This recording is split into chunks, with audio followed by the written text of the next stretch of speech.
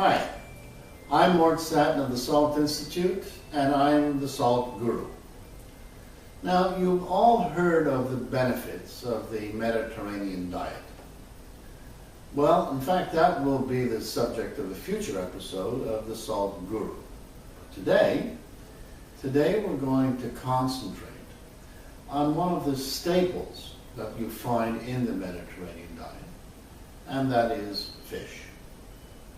And in particular, we're going to focus on how to make one of my favorite dishes, and that is salt-roasted sea bass. Now, I was fortunate enough to live in Italy for almost 20 years, and this was one of the most popular ways of preparing fish. The idea is to seal the fish in a miniature salt sarcophagus. And within that sarcophagus, the fish can cook without losing any of its aroma, its flavor, and its juiciness. What kind of fish do you normally use for salt roasting?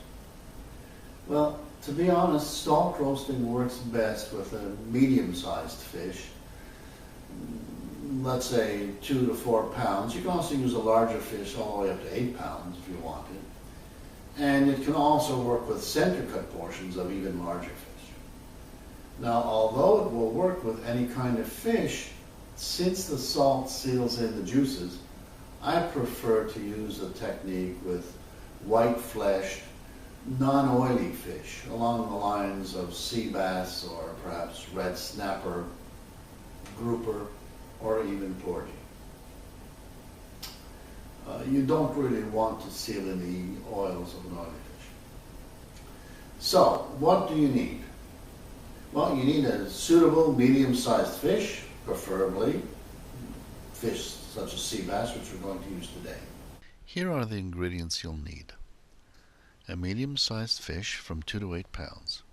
When choosing the fish, make sure it's fresh with bright red gills and clear, shiny eyes. You'll need a herb mix for the cavity of the fish, or individual herbs such as rosemary, parsley, or bay leaf. You also need some lemon slices. You'll need about 3 to 5 pounds of kosher salt, which you probably won't use all of.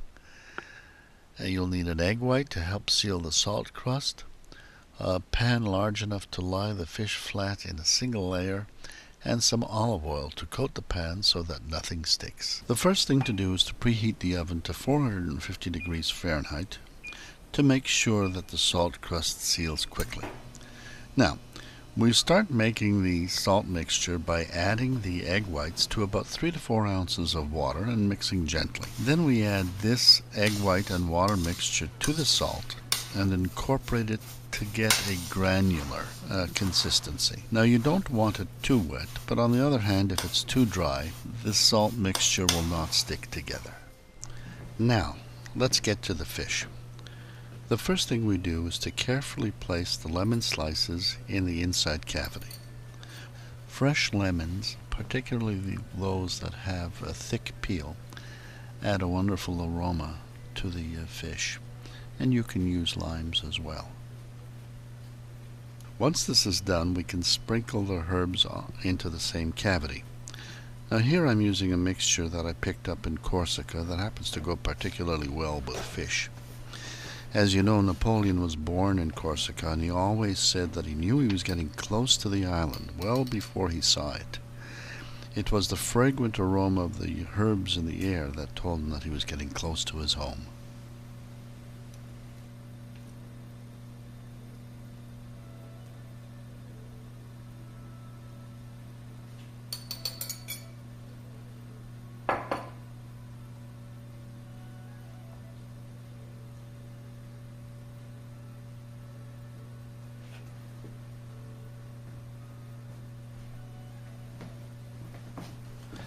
Now we begin the final phase of the preparation, placing the fish in a salt crust. Now, I like to simplify cleanup, so I always start by adding a bit of olive oil to the pan to prevent sticking. Just pour a bit of oil on the surface and spread it around evenly so that it prevents the salt layer from adhering to the surface of the pan. Carefully place about 1/3 of the salt mixture on the surface of the pan in a thin layer, and it should be roughly the shape of the fish because you don't want to waste any of the salt. Now in this case I've done it diagonally simply because the fish is quite large.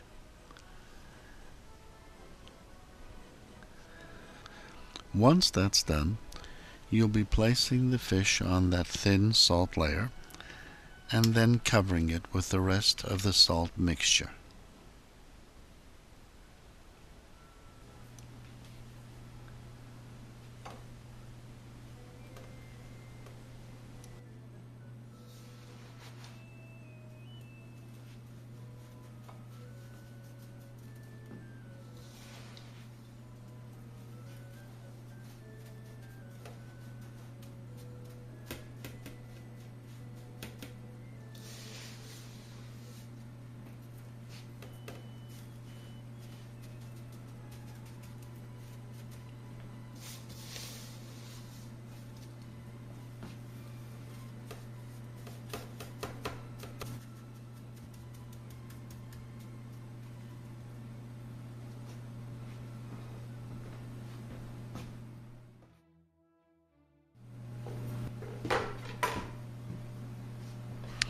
Try to fully cover the fish and then smooth it down.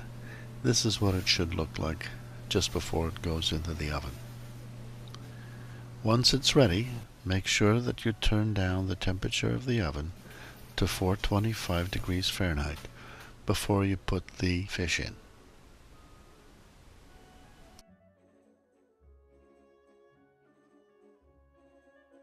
The fish should bake for 20 to, let's say, 35 minutes, depending on size. I would give it about 8 minutes per pound for a sea bass. Now it's time to open up the oven and see the results of our labor.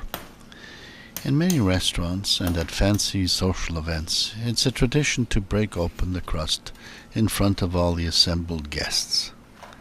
Now, the minute the first crack is made in the crust, the air is filled with this delightful roasted fish aroma. In some places, the youngest person at the table is given the honor of cracking the salt crust open with a wooden hammer. Now, once the crust is cracked open carefully, remove all of the salt crust. Take your time.